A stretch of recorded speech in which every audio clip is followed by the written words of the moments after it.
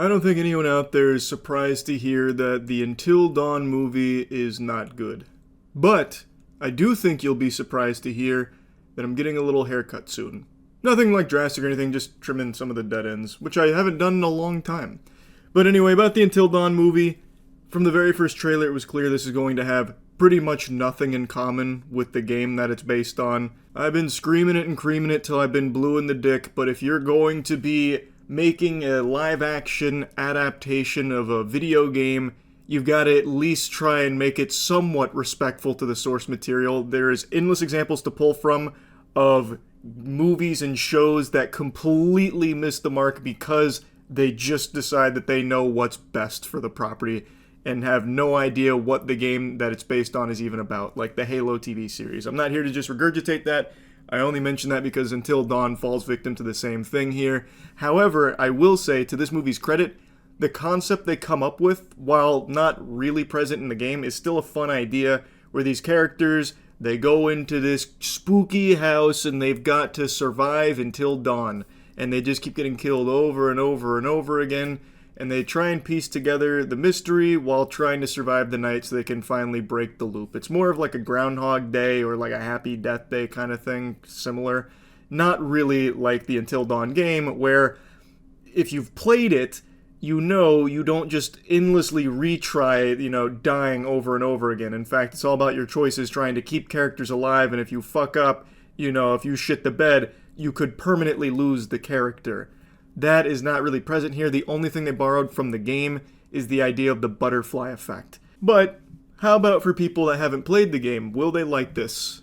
I think they'll like half of it. And admittedly, I liked half of it too. It's the first half of the film where it does try and do its own thing. They actually have Peter Stormare, I think that's how you say his name, in this movie in a role. He was in the game too. I thought that was cool. He's not really utilized that much. I'm gonna have to get into spoilers. Spoiler warning. Alright, now that's out of the way. The first half of this movie is actually enjoyable. Like, it is a fun film.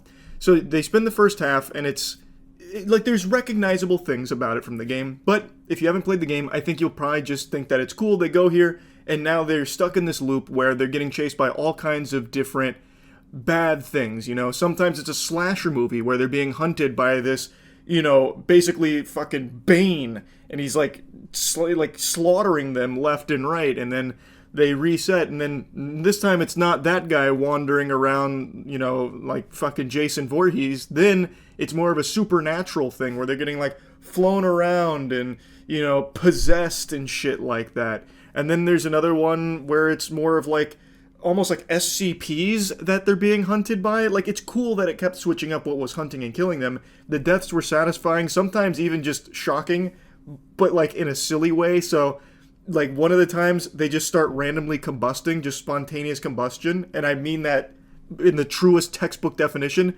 They just start spontaneously combusting, like fucking meat balloons that are popping out of nowhere, which I thought, like, the theater actually laughed at that. And I'm sure they knew when they were making that scene that it would be silly and fun. And that's when the movie was at its best, when it kept doing these, like, wacky character deaths, being creative with the character deaths, and they were still getting, like, little tidbits of lore about what they're stuck in and what they need to do to get out of it, about needing to survive until dawn. Otherwise, they're trapped forever in, like, a permanent loop. They become part of the night. That's when the movie was at its best, and it was enjoyable. Yes, there were cheap jump scares. Obviously, there's going to be cheap jump scares. But the characters are absolutely horrible from start to finish. The characters are so one-dimensional. Like, they only have, like, one character trait, and that's it. And that's all they ever do. And now, let's get to the second half, where this movie completely falls apart, and I think even if you haven't played the game, you're going to hate the second half. This movie gets to a point where I think they just got really tired of making it, or maybe they started running out of budget. So they do like 3 nights, and it's fun. Like, it's a fun little horror flick for those 3 nights. They're showing you all these deaths and the things that they're starting to learn. And then, after the 3rd night, it skips to the 13th night, the last night. So it literally just goes, like, here's a death, and then they wake up, and one of the characters says, how many nights has it been? How long have I been out? You've been out for 5 nights. And then one of the other characters, Nina's like, no, it's actually been 13. Check the book. So they check, confirm it's been 13 nights. No one ever survives past 13, so if they die here, that's the end. That's game over. So it literally just skips through all of like the interesting shit it was doing to get to the very end, so that way it goes to a glacial halt. Like, now all of a sudden nothing is happening because it's their last night, and it is a slog. Holy fuck, it's horrible. And they had the chutzpah to have one of the characters be like, oh wait, didn't I record something earlier? Because one of the characters, Abe, had like recorded when they first got there. He checks his phone, it turns out he recorded all the other nights. So then you get all the shit you saw in the trailer with like that bug in Clover's face, and then like that giant, like, Spirited Away guy who's going like this at the camera. Well, all of that was recorded on his phone, and we get like a little montage of it for like 45 seconds. You don't actually see any of that throughout the film.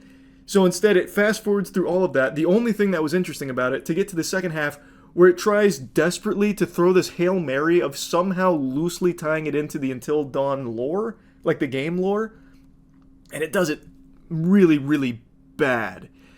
If you haven't played the game, maybe you won't be insulted by this, but having played the game, man, why did you even try with what they did here? Also, on their final night, pretty much everything they had learned meant nothing. Like, this was never a gradual buildup of how they solved it and how they outsmarted and then survived.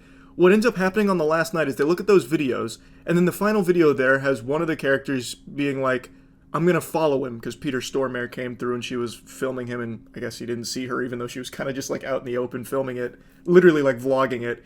And so she sets the phone down and then follows him, and that was like the last video, and they're like, alright, let's go follow her. But they just like randomly start stumbling across the right way to go, not because they learned anything or adapted or evolved or got better at handling the horrors. They just got really lucky and conveniently just ass over tomato cans fell into the right path. Like, even finding her who followed that guy, she didn't get very far, but they happened to stumble across her. So like, there was never any emotional moments at all in this film. Everything was so fucking flat. But the thing it was doing well with like the creative deaths and like being over the top and silly with the deaths, they completely abandoned for the entire second half. So then it's just really boring. And then all of its problems really start to show, because now all of a sudden it's trying new things that don't work. Because it's not building tension. You now know these characters, they might die for real, but they're not even really playing with that. It's very clear they're not going to. And the final confrontation with Dr. Hill, that's Peter, is so comical. So, you remember how I mentioned spontaneous combustion? Well, what causes that, the catalyst, is drinking the water there. So in the final showdown with the big bad, the big villain, Peter, he shows up with a cup of coffee. First of all, he's drinking the coffee with no problem. It's already been established the water makes you blow up. Why isn't he blowing up? I kind of mental gymnastics this explanation in my head, so take it with a grain of salt, but I just cooked up the theory that maybe boiling the water cooks out the explosive elements of it, or he completely leaves the town, like goes across state lines to get clean water and then brews his coffee there and brings it back. Anyway, Clover is talking with him and he's monologuing, the most cliche shit ever. He's monologuing and he's being all over the top and exaggerated with it. So he's turning his back to her and he's like monologuing at a wall. Trauma. It's a very powerful fear. Very powerful. And our main character Clover notices a leaky pipe dripping water, so she moves his coffee cup over it, gets some of the water in it, moves it back, and then he's done monologuing, takes a sip and blows up. And then they all escape and they live happily ever after. Kind of. During this conversation, there are things that they feed you narratively that kind of sets this movie up as a fucking prequel to the Until Dawn game, loosely. It's rough. It is so rough. I don't understand why they thought that would hit. I don't know what they thought they were cooking.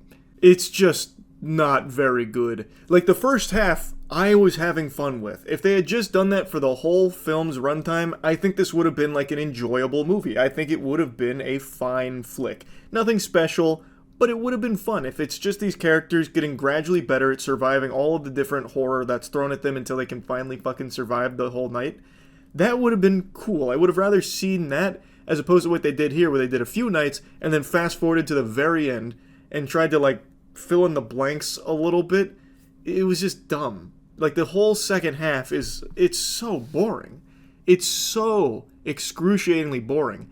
And like I mentioned, there's nothing emotional about it. Like, you don't care about any of these characters here. It's impossible to get invested in them because they don't do anything. They don't have any development. They're hardly fleshed out at all. They don't get anything to do except making bad decision after bad decision after bad decision and then eventually just getting lucky. So it's just, there's nothing to like about the second half. It was a huge fucking blunder, a big fumble, because, as I mentioned, the concept itself is fine. I don't understand why you'd even bother calling this an adaptation of Until Dawn in the first place, since you didn't do that. Really, the whole thing was just kind of a mess after the first half. That was a very weird set of decisions there for the film. So, not very good, but not as shitty as it could have been, I suppose. There's definitely worse video game adaptations out there, but this is definitely in, like, the bottom of the barrel, lower echelon of those, because we also get some very good video game adaptations from time to time now. This is not one of those, though. Anyway, that's really about it. So, yeah.